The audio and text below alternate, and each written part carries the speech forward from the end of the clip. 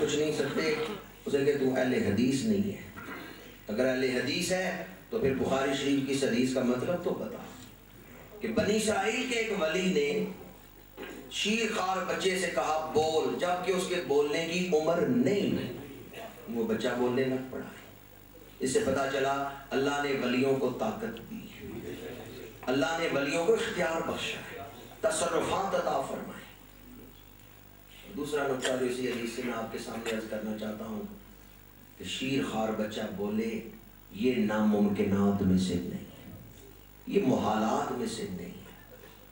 تاریخ بتاتی ہے شیر خوار بچے بولتے رہے ہیں.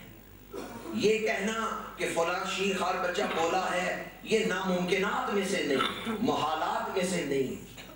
مسلم شریف کی حدیث ہے، اصحاب الاخدود کا واقعہ.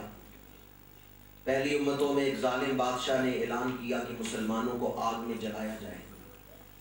ایک مسلمان عورت اپنے بچے کو سینے سے لگا کے دودھ پلا رہی، شیر خوار بچہ دودھ پی رہا ہے. بادشاہ کے سپاہی آئے، انہوں نے بچے کو ماں کی چھاتی سے اتارا، آگ میں پھینک دیا. پھر ماں کو پکڑا، اسے آگ میں پھینکنے لگے. وہ عورت کہتی ہے مجھے نہ آگ میں ڈالو. مسلم شریف کی حدیث ہے آگ میں جلتا ہوا بچہ بول اٹھا. اس نے کہا میری ماں آگ میں آنے سے نہ ڈر، تو حق پہ ہے. جو مزہ آگ کے اندر ہے وہ آگ سے باہر ہے. اللہ کے نام پر جان دینے میں جو لطف ہے. اصحاب الاخدود کا واقعہ پڑھ کے دیکھیں، شیر خوار بچہ بول رہے ہیں. یہ حدیث مسلم شریف میں. ایک اور حدیث جو بڑا ہی پیغام بھی ہے، درس عمل بھی ہے، فکر آخرت بھی ہے. حضور فرماتے ہیں پہلی امتوں میں ایک عورت اپنے بچے کو دودھ پلا رہی تھی. گلی سے ایک امیر آدمی گزرا، بڑی ٹھاٹھ باٹھ والا، بڑی شان و شوکت کے ساتھ ایک امیر آدمی گزرا. عورت نے جب اس امیر آدمی کو دیکھا بڑی شان و شوکت سے گزر رہا ہے تو دعا کرنے لگی یا اللہ میرے بچے کو اس جیسا بنا دیا. بچے نے دودھ پینا چھوڑ دیا اور کہا یا اللہ مجھے اس جیسا نہ بنا. ماں نے سوچا آواز کہاں سے آئی ہے، دیکھا تو اس کا اپنا دودھ پیتا بچہ بول رہا ہے. حیران ہوئی، پھر بچے کو دودھ پلانے لگ گئی. تھوڑی دیر کے بعد ایک کنیز کو لوگ مارتے ہوئے گزرے. ایک نوکرانی تھی، اس کو لوگ مار رہے تھے، اس کی ذلت کر رہے تھے.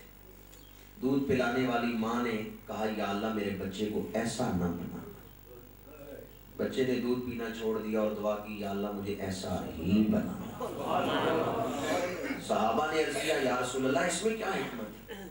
وہ جو بڑی ٹھاٹھ باٹھ والا امیر آدمی گزرا اس وقت بچے نے کہا مجھے یا اللہ ایسا نہ بنانا، اور جس عورت کو مار پڑ رہی تھی اس کے بارے میں وہ بچہ کہتا ہے مجھے ایسا ہی بنانا. حضور فرماتے ہیں اصل راز یہ ہے جو ٹھاٹھ سے شان و شوکت سے گزر رہا تھا اس کا ظاہر وقتی طور پہ اچھا تھا، اس کی اخیر اچھی نہیں، اس کا انجام اچھا نہیں، اس کا حال اچھا نہیں تھا، اندر اچھا نہیں. اور یہ عورت جسے بظاہر مار پڑ رہی تھی، بظاہر وقتی طور پہ یہ ذلت میں مبتلا تھی، لیکن اس کا اخیر اچھا. اللہ کی بارگاہ میں اس کے لیے اجر ہے. اگر وقتی طور پہ عزت مل بھی جائے اور اخیر اچھا نہ ہو تو عارضی عزت کا کوئی فائدہ نہیں. آستانہ علیہ رواترا شریف پہ بیٹھنے والوں، رواترا شریف کے بزرگوں نے یہی درس دیا ہے اور اسی کے لیے اپنی زندگیاں گزاری ہیں کہ وقتی اور فانی عزت کے لیے زندگیاں ضائع اور برباد نہ کرو. آؤ اللہ اور اس کے رسول سے محبت کرو. جو ان سے تعلق جوڑ لیتا ہے اسے اللہ تعالیٰ لا فانی عزت عطا فرما دے. وہاں بھی دودھ پیتا بچہ بولا ہے. 3 حدیثیں میں نے آپ کو سنائی، اگرچہ ان کے علاوہ متعدد حدیثیں علامہ حلوی نے نقل فرمائی ہیں، علامہ سیوطی نے نقل کی ہیں.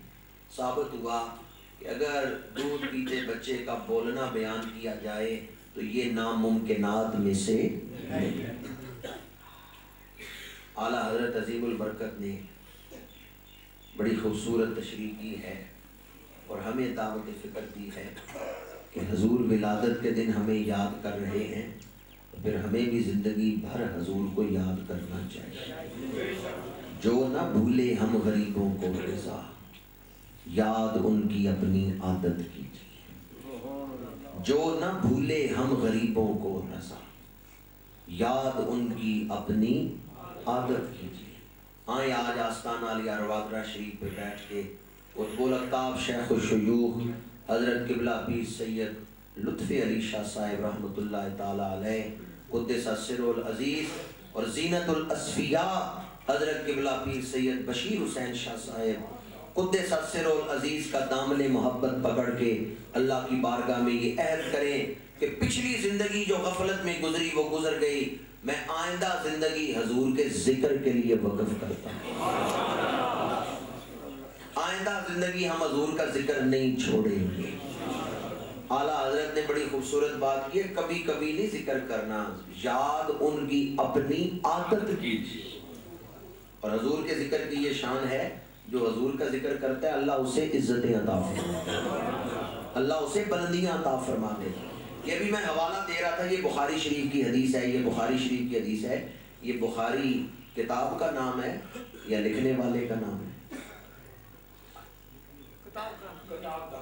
ماشاءاللہ، سوچ لیں کہ میں جو حوالہ دے رہا تھا کہ بخاری شریف یہ کتاب کا نام ہے یا لکھنے والے کا نام ہے؟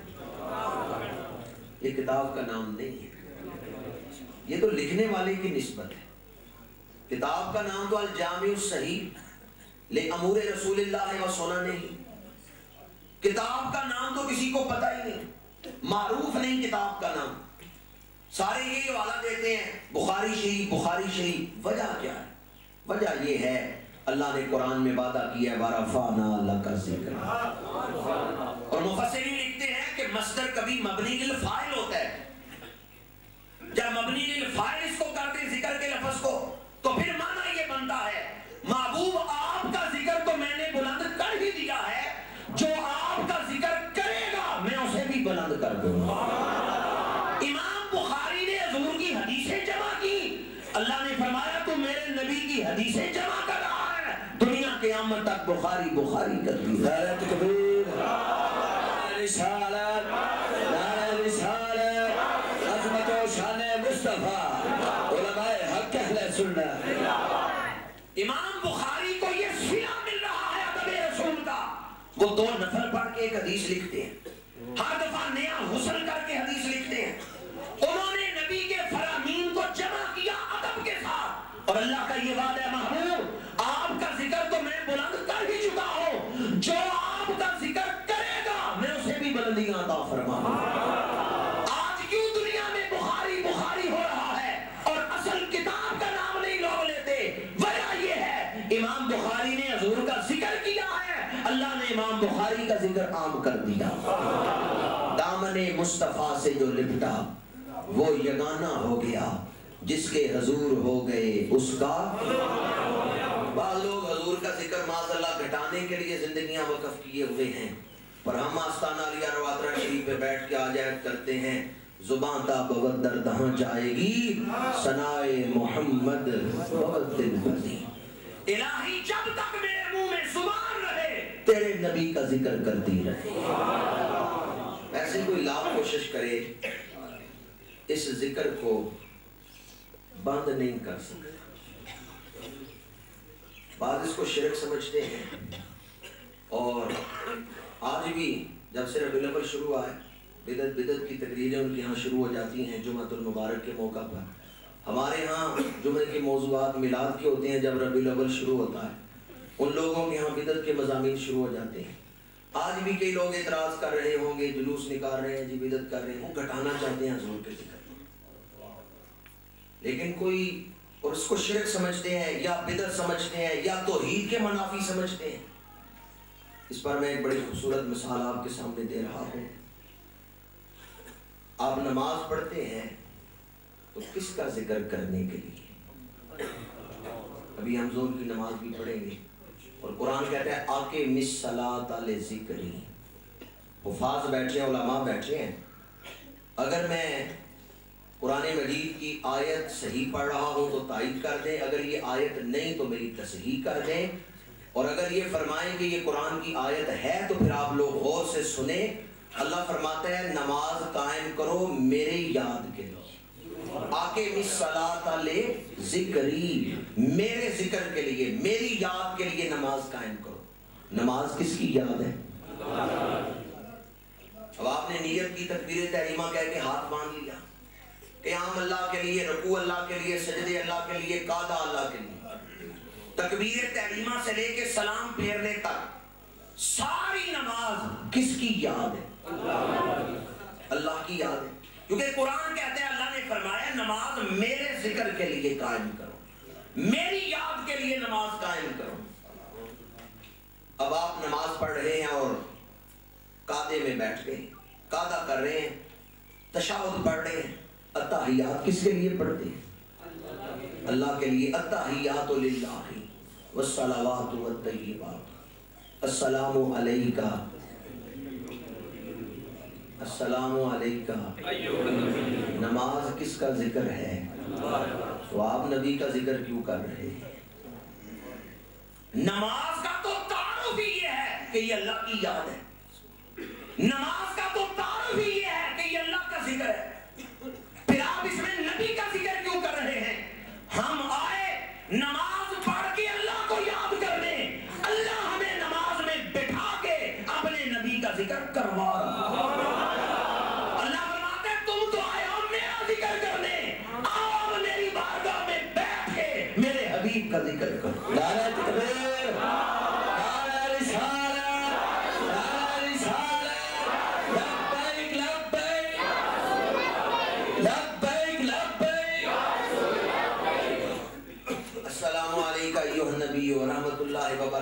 अस्सलामु अलैना व अला। ये सालिहीन कौन है? ये दादा गंज बख्श है, ये गौसे आज़म है, ये शहनशाह नक्शबंद है, ये अमीर मिल्लत है, ये पीर सैयद लुत्फ़ी अली शाह। सालिहीन कौन है? सहाबा से लेके औलिया तक सारे इसमें शामिल हैं। नमाज अल्लाह का जिक्र है, हम नमाज पढ़ने आए अल्लाह को याद करने, अल्लाह हमें नमाज में बैठा के अपने नबी का भी जिक्र करवा रहा है, नबी के गुलामों का भी जिक्र करवा रहा है। अब अगर कोई कहे मैं नमाज में सिर्फ अल्लाह का जिक्र करूंगा, नबी और वली का जिक्र नहीं करूंगा, उसे चाहिए कि तशहुद ना पढ़े। और उलमा से पूछे अगर कोई तशहुद छोड़ देता है, जानबूझ के नहीं पढ़ता, नमाज हो जाएगी? ये तशहुद पढ़ना वाजिब है, तर्के वाजिब से नमाज नहीं होती। हाँ अगर आदमी भूल के तर्के वाजिब करे, भूल के, तो सजदा साहब की इजाजत है, उससे कमी पूरी होती है। लेकिन जानबूझ के अगर कोई वाजिब को छोड़े तो नमाज नहीं होती। ये अत्तहियात पढ़ना, तशहुद पढ़ना ये वाजिब है। नमाज में नबी का जिक्र करना, नबी के गुलामों का जिक्र करना अल्लाह ने किस दर्जे पर रखा है, किस मकाम पर रखा है। और उसके बाद जो दरूद शरीफ है हमारे नजदीक सुन्नत है, शाफियों के नजदीक वो भी फर्ज है। दरूद शरीफ भी नमाज में पढ़ा जाता है। अब अगर कोई ये कहे मैं नमाज में सिर्फ अल्लाह का जिक्र करूंगा, ना तशहुद पढ़े ना दरूद पढ़े, नमाज इस बात का बड़ा आसान सा सबूत है और दलील है, अल्लाह का जिक्र भी वही कबूल होता है जिसमें साथ नबी का जिक्र भी किया। अगर कोई कहे मेरे लिए सिर्फ अल्लाह ही काफी है, फिर नमाज में नबी का जिक्र क्यों कर रहा है? अगर कोई कहे मेरे लिए सिर्फ अल्लाह ही काफी है, तो अल्लाह की जनाब में तो वो जिक्र कबूल हो रहा है जिसमें साथ नबी का जिक्र किया जाता है और साथ वलियों का जिक्र भी किया जाता है। इसलिए मैं कहता हूँ दामने वक्त में गुंजाइश नहीं तशरीह कर सकूं, हम अल्लाह को भी मानते हैं, अल्लाह के बनाए हुए निज़ाम को भी मानते हैं। बाद लोग सिर्फ अल्लाह को मानने का दावा करते हैं लेकिन अल्लाह के बनाए हुए निज़ाम को नहीं मानते। ये निज़ाम रिसालत, निज़ाम विलायत, ये अल्लाह ताला ने बनाया है हमारी कमज़ोरियों को सामने रखते हुए, ताकि हम निज़ाम विलायत से राब्ता कर लें तो हमारी जो कमियां हैं वो निज़ाम विलायत की बरकत से पूरी हो जाए। हम तो नाकिस हैं, पीर लुत्फ़ी अली शाह तो कामिल हैं। हमारे अंदर तो हजार ऐब हैं। हज़रत दाता साहब कश्फुल माजूब में लिखते हैं, एक मुरीद, जवान मुरीद तौबा तोड़ देता है और मुर्शिदों के पास नहीं जाता। अचानक एक दिन ऐसा हुआ कि मुर्शिद आ रहे हैं गली में से, सामने से वही जवान मुरीद आ गया, اس نے دیکھا میرے پیر آ رہے ہیں، راستہ بدل دیا۔ بزرگ لجپال ہوتے ہیں، انہوں نے آواز دی، انہوں نے کہا بیٹا ٹھہر جا، کیوں راستہ بدل لیا ہے؟ اس نے کہا جی گنہگار ہوں، توبہ پہ قائم نہیں رہتا، بڑی دفعہ آپ نے توبہ کرائی، میں توڑ دیتا ہوں، اب آپ سے ملتے ہوئے مجھے شرم آتی ہے۔ ان بزرگوں نے فرمایا بیٹا ہمیں ملنا نہ چھوڑ، تمہارے پاس آتا رہے، تو گناہ کرتا رہے گا، میں تیرے لیے معافیاں مانگتا رہوں گا، تو گناہ کرتا رہے گا، میں رات کے آخری پیر اٹھ کے تیرے لیے معافیاں مانگتا رہوں گا، کبھی تو میری دعا تیرے حق میں قبول ہوگی، کبھی تو وہ دن آئے گا جب میرا رب میری دعا تیرے حق میں قبول کرے گا اور تیری توبہ بھی ثابت ہو جائے گی، تو بھی اس پہ قائم رہے گا۔ حضرت آقا صاحب فرماتے ہیں اگر اپنے اندر توبہ پر استقامت نہ آئے پھر بھی ولیوں سے ملنا نہ چھوڑو، اہل حق کے پاس جاتے رہو، ان کے پاس آنے جانے کی جو برکات ہیں اس سے تمہارے نقائص اور کمیاں پوری ہوتی رہیں گی۔ تو نماز میں جو ذکر نبی ہے اور ذکر غلامان نبی ہے، ان سے میں آپ کے سامنے یہ نقطہ عرض کر رہا ہوں، اور اس کی بنیاد تو حضور کی ولادت سے وہ نقطہ جس میں حضور علیہ السلام نے امت کا ذکر کیا، حضور ہمیں یاد کریں تو پھر ہمیں بھی حضور کا ذکر کرنا چاہیے، جو نہ بھولے ہم غریبوں کو رضا، یاد ان کی اپنی عادت کیجیے۔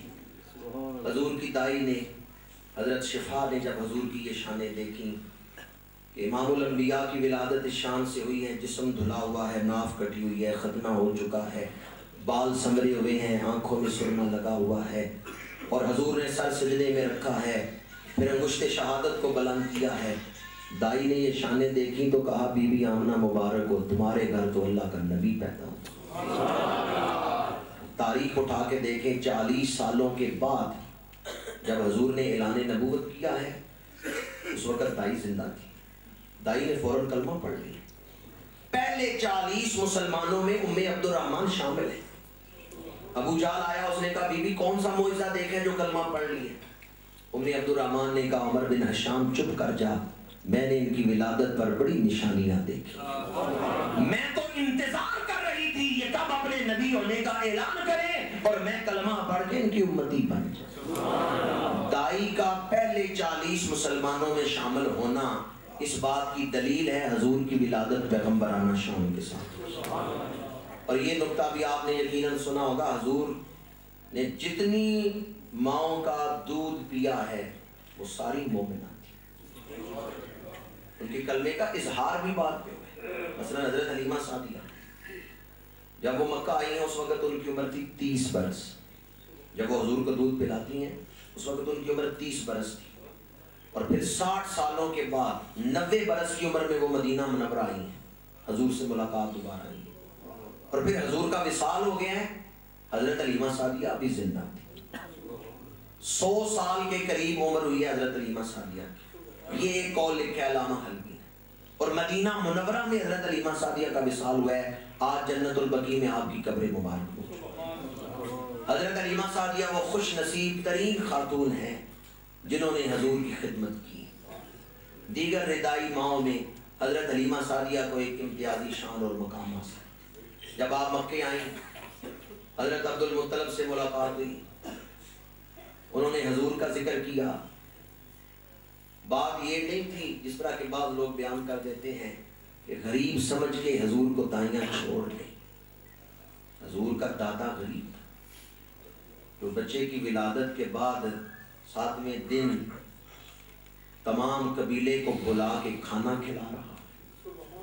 حضور کا دادا غریب تھا جن کا نام ہی ہاشم ہے، جو متولی ہیں کعبہ شریف کے، یہ غریبوں کا گھر تھا، جو غریب ہو اسے مسجد کا صدر بنا دیا جاتا، مسجد کمیٹی کا صدر تو وہی بنے گا نا جو بجلی کا بل بھی دے سکتا، اور جو اپنے گھر کا خرچہ نہ چلا سکتا اسے مسجد کمیٹی کا صدر تو نہیں بنائے۔ حضرت عبد المطلب، حضرت ہاشم، حضور کا یہ خاندان متوفل خاندان، اللہ تعالیٰ کا انتخاب تھا کہ دائی وہ حضور کو لے گی جو دائی عاجزی والی ہو، جو انکساری والی ہوگی۔ حلیمہ سعدیہ آئیں، حضرت عبد المطلب سے ملاقات ہوئی، آپ لے کے اس حجرے میں آئے جس حجرے میں جناب رسول اللہ صلی اللہ علیہ وسلم اپنی والدہ مخدومہ کائنات حضرت بی بی آمنہ کے پہلو میں لیٹے ہوئے ہیں۔ وہ دائیاں جو پیسے لے کے دودھ پلاتی تھی وہ بچوں سے پیار نہیں کرتی تھی، کیونکہ بچہ اپنا نہیں غیر، اور غیر بچے سے کون پیار کرے، اور ویسے بھی جو بچہ 2 سال کے بعد واپس کر دینا ہے اس سے کیوں پیار کرے؟ جس چیز سے پیار ہو جائے اسے واپس کرنا مشکل ہوتا ہے۔ اس لیے وہ دائیاں پیار نہیں کرتی تھی، نگہداشت کرتی تھی، پرورش کرتی تھی، دودھ پلاتی تھی، لیکن بچوں سے پیار نہیں کرتی تھی۔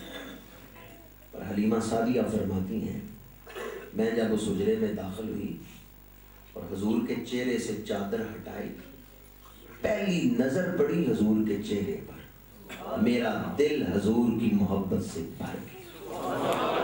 حضور کے چہرے سے نظر ہٹانا مشکل ہو گیا۔ یا اللہ جنہوں نے زیارت رسول پہ سبحان اللہ کہا ہے انہیں آج رات یہ حضور کی زیارت نصیب ہے۔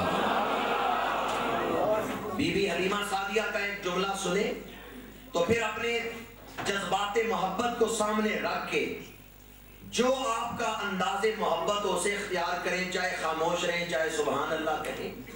بی بی حلیمہ سعدیہ کہتی ہے میں نے حضور کے چہرے کو دیکھا، اتنا سونا بچہ تو میں نے آج تک نہیں دیکھا۔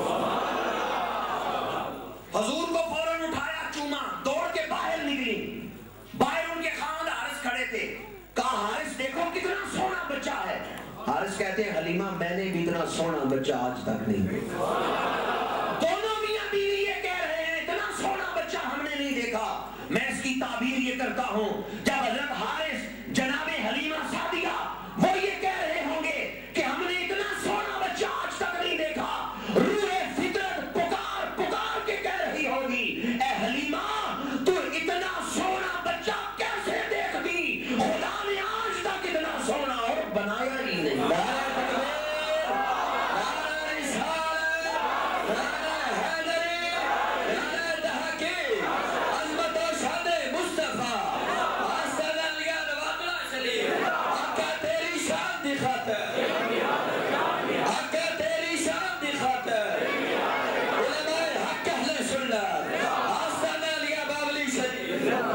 حسینہ جمیلہ دا منہ موڑ دیتا محمد بنا کے قلم توڑ۔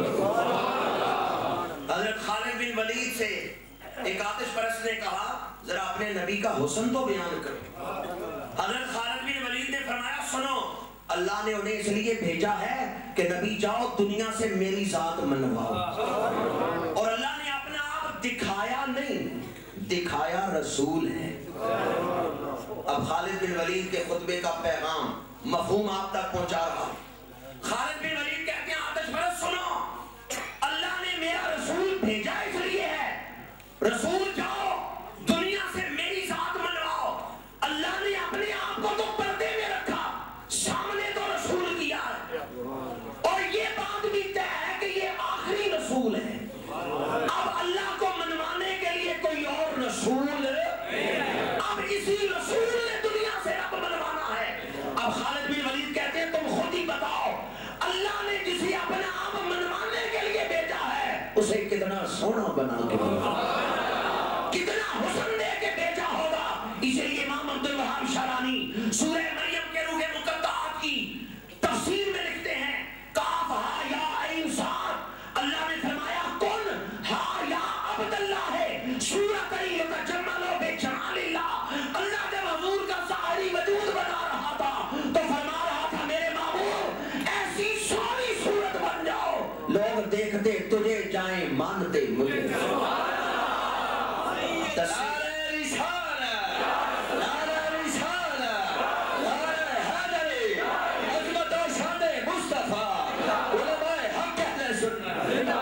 حلیمہ سعدیہ کہتی ہیں اتنا سونا میں نے نہیں دیکھا، صدیق اکبر کہتے ہیں اتنا سونا میں نے نہیں دیکھا، جبریل امین کہتے ہیں آفاقہ گردیدام میرے پتا برزیدام بسیار خوبہ دیدام لیکن تو چیزیں دی۔ اور حسان بن ثابت کہتے ہیں وَأَحْسَنُ مِنْ كَلَمْ دَرَكَتْ عَيْنِي وَأَجْمَلُ مِنْ كَلَمْ تَلِدُ النِّسَاءُ خُلِقْتَ مُبَرَّأً مِنْ كُلِّ عَيْبٍ كَأَنَّكَ قَدْ خُلِقْتَ كَمَا تَشَاءُ۔ اور جناب سفیان بن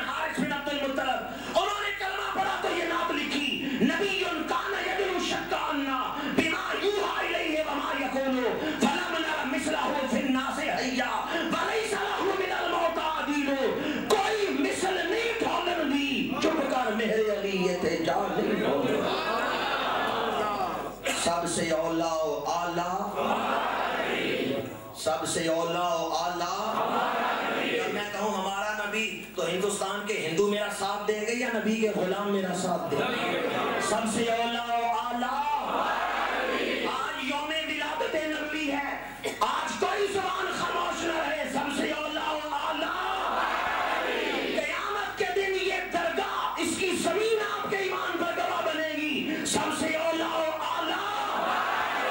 یہ لمحے زندگی میں بار بار آیا نہیں کرتے، پتہ نہیں آئندہ پھر کون ہوگا یا کون نہیں ہوگا. آیا آج ان لمحوں کی قدر کرتے ہوئے محفل میلاد النبی کو اپنے لیے بخشش کا وظیفہ سمجھتے ہوئے کوئی زبان خاموش نہ رہے اور اپنے سینوں کا زور لگا کے عظمت رسول کے نعرے بلند کریں. سب سے اولا و اعلیٰ، سب سے اولا و اعلیٰ. خلق سے اولیاء، اولیاء سے رسول اور رسولوں سے اعلیٰ. حضرت حلیمہ سعدیہ کہتی ہیں اتنا سونا بچہ تو میں نے نہیں دیکھا، اور دنیا آج 1400 سال بعد بھی یہی کہہ رہی ہے کوئی اتنا سونا انسان آیا ہی نہیں. فضیلت وہ ہے جسے دشمن بھی مانے. امریکہ کے اسکالر مائیکل ایچ ہارٹ نے بھی اپنی کتاب the great 100 peoples of the world کے اندر لکھا محمد عربی جیسا رہنما نہیں دنیا میں آیا. فضیلت وہ ہے جسے دشمن بھی مانے. جرمن کا اسکالر مارگولیس لکھتا ہے The biographers Muhammad from a long series, it is impossible to end. سیرت نبوی کا تذکرہ it is impossible to end. یہ کبھی ختم نہیں ہو سکتا، یہ ہمیشہ جاری رہے گا. حسن وہ ہے جسے دشمن بھی مانے، نہ ماننے والا بھی اقرار کرے. ابو جہل کے پاس ایک تاجر دوسرے شہر سے آیا ہے، اس نے حضور کا تذکرہ سنا، کہنے لگا مجھے ایک دفعہ ان سے ملواؤ تو صحیح. ابو جہل نے کہا تو نہ ان سے ملنا، جو ان سے ملتا ہے ان کا ہی ہو جائے. ایک ماہ مدن، گورا سا بدن، نیچی نظریں، کل کی خبریں، وہ دکھا کے پھپن، وہ سنا کے سخن، مورا لوٹ لیا سب تن من. جو خریدنے آتے ہیں وہ خود بک کے جاتے ہیں. ایسا بازار، ایسی جناب کہ جس میں انبیاء بھی نعت خوان نظر آئے. حضرت عیسیٰ جیسے مسیحا نفس کہیں مبشرم برسول یاتی من بعدی اسمہ احمد. برادران اسلام، یاران طریقت، میں نے آپ کے سامنے ولادت نبی کے حوالے سے چند پہلوؤں پر گفتگو کی. دامن وقت میں گنجائش نہیں. اللہ تعالیٰ نے بڑا احسان کیا جو شانوں والا رسول مومنوں میں مبعوث فرمایا. ہدیہ تشکر کے لیے ہی ہم محافل میلاد اور جلوس کا انعقاد کرتے ہیں. آئیں آج اس عزم کے ساتھ، اس عہد کے ساتھ دعا میں شامل ہوں کہ آئندہ زندگی حضور کا بن کے گزاریں. حضور کا بننا ہی مشکل ہے. جو حضور کا بن جائے، جو مزہ حضور کا بن کے رہنے میں ہے وہ مزہ خواہش نفس کا بن کے رہنے میں ہے.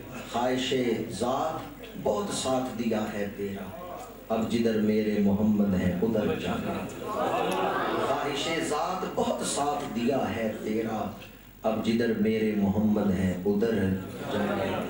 اللہ تعالیٰ حضور کا بن کے، حضور کا غلام بن کے زندگی گزارنے کی توفیق عطا فرمائے. یہ محمد سے وفا تو نے تو ہم تیرے ہیں، یہ جہاں چیز ہے کیا لوح و قلم تیرے ہیں، وما علینا الا البلاغ.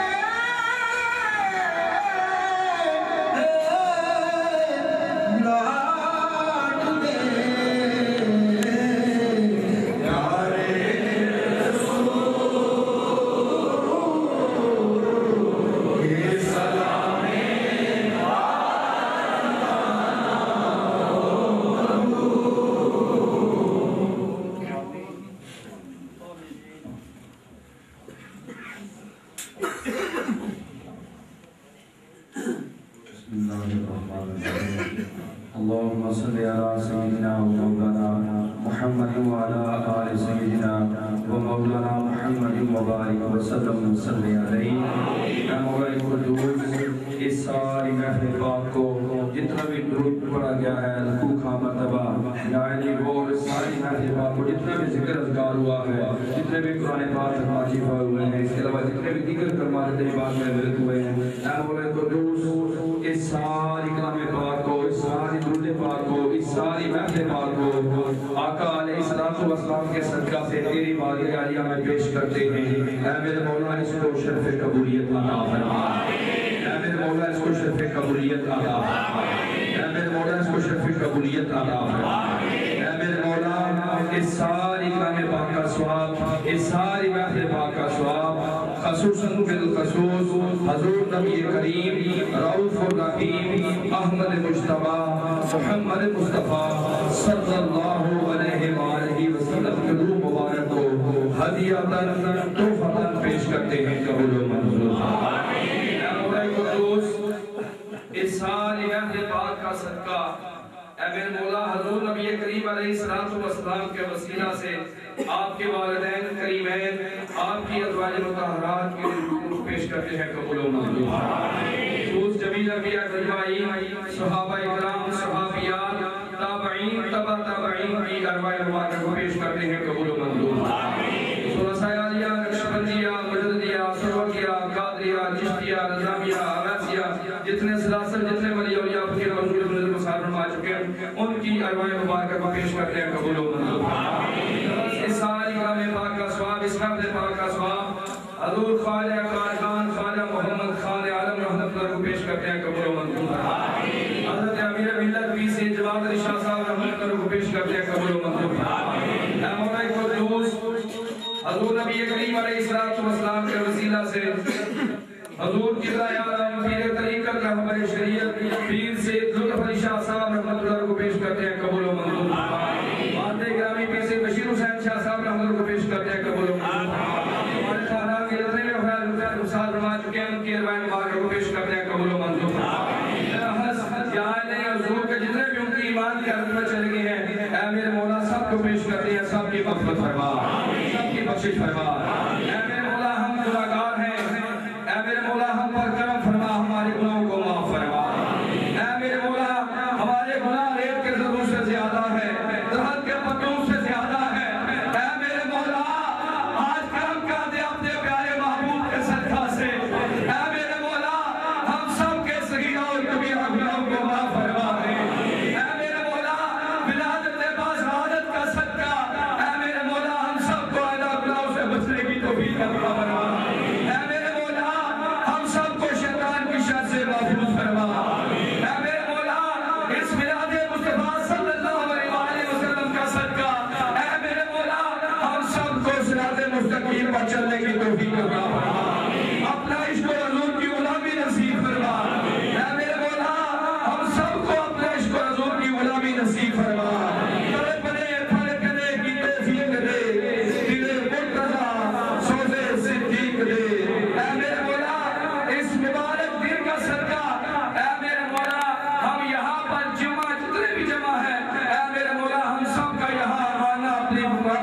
قبول و منظور فرما اے میرے مولا جس حسن نیت سے آئے نہیں ہم یہاں پر جمع آئے ہیں اے میرے مولا اسے پاک اجر عظیم عطا فرما اے میرے مولا جو بیمار ہیں ان کو شفائے کاملہ عطا فرما جو پریشان حال ہیں ان کی پریشانیوں کو دور فرما جو مصیبت نہ ان کی مصیبتوں کو دور فرما اے میرے مولا دکھی لوگوں کو سکھ کا سویرا نصیب فرما اے میرے مولا جن کی بچیاں جوان ہیں ان کے لیے رخصتی کے نیک اسباب کرنا فرما اے میرے مولا جو بے اولاد ہیں اے میرے مولا میلاد مصطفیٰ صلی اللہ علیہ وآلہ وسلم کا صدقہ اے میرے مولا جس طریقے کے ساتھ تو نے اپنے پیارے محبوب کی خوشی میں سب کو بیٹے عطا فرمائے اے میرے مولا جن کے یہاں اولاد نویدہ نہیں ہے اے میرے مولا ان کو نیک اور صالح بیٹے عطا فرما اے میرے مولا ان کو نیک اور صالح بیٹے عطا فرما اے میرے مولا ہم یہاں پر جتنے بھی جمع ہیں جو نیک آس امید لے کر آئے ہیں اے میرے مولا اس مبارک گھڑی کا صدقہ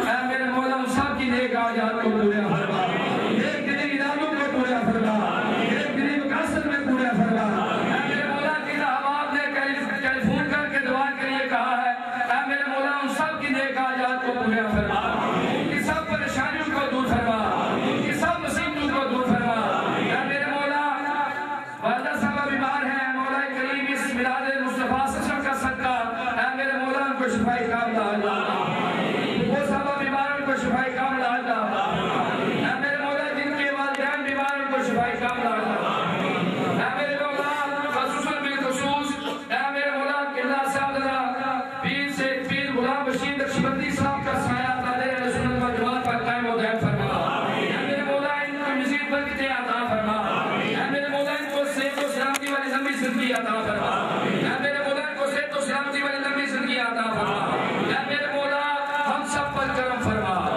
اے میرے مولا ولادت مصطفیٰ صلی اللہ علیہ وآلہ وسلم کا صدقہ ہم سب کو حج بیت اللہ نصیب فرما اے میرے مولا حج بیت اللہ نصیب فرما اے میرے مولا مدینہ منورہ کی بعالم حاضری نصیب فرما اے میرے مولا سجانی جانیوں کی زیارت نصیب فرما مدینہ منورہ کی صبح کی ٹھنڈی ٹھنڈی ہوا نصیب فرما الہی دکھا دے مدینہ وہ کیسی بستی ہے جہاں پر میرے مولا تیری رحمت برستی ہے اے میرے مولا جو مانگ سکے وہ بھی عطا کر جو نہیں مانگ سکے اے میرے مولا تو بہتر جاننے والا ہے وہ بھی عطا فرما اے میرے مولا ہم سب کو آقا علیہ الصلوۃ والسلام کے بتائے ہوئے راستے پر چلنے کی توفیق عطا فرما یا رسول اللہ نظر مہربانی چاہیے سب گناہ دھل جائے رحمت کا پانی چاہیے یا الہی ہر جگہ تیری عطا کا ساتھ ہو یا مشکل پڑے شاید مشکل کشا کا ساتھ ہو یا الہی بھول جاؤں لگا کی تکلیف کو شادی دیدار حسن مصطفیٰ کا ساتھ ہو اے میرے مولا قرآن میں سلام کو اتفاق عطا فرما اے میرے مولا رکھی شان نہ دے ماری ایمان نہ یا علی رکھی اسلام دے ماری ایمان دے اے میرے مولا ہم سب کی یہ حاضری اپنی باغی علیہ میں قبول و منظور فرما اے میرے مولا خار ہیں بدکار ہیں ڈوبے ہوئے ذلت میں ہیں پر پھر بھی مولا جو کچھ بھی ہے تیرے پیارے محبوب کی امت میں سے ہے اے میرے مولا ان ہماری کرتی ہوئی ہے اے میرے مولا اپنے پیارے محبوب کے صدقہ سے اس کو بلا فرما اے میرے مولا حضور نبی کریم علیہ الصلوۃ والسلام کے صدقہ سے ہم سب پر رحم فرما ہم سب پر فضل فرما ہم سب پر کرم فرما ربنا آتنا فی الدنیا حسنۃ وفی الآخرۃ حسنۃ وقنا عذاب النار وادخلنا الجنۃ مع الابرار یا عزیز یا غفار یا رب العالمین وصلی اللہ تعالی علی رسول الکریم محمد وعلی آلہ واصحابہ وسلم اجمعین برحمتک یا ارحم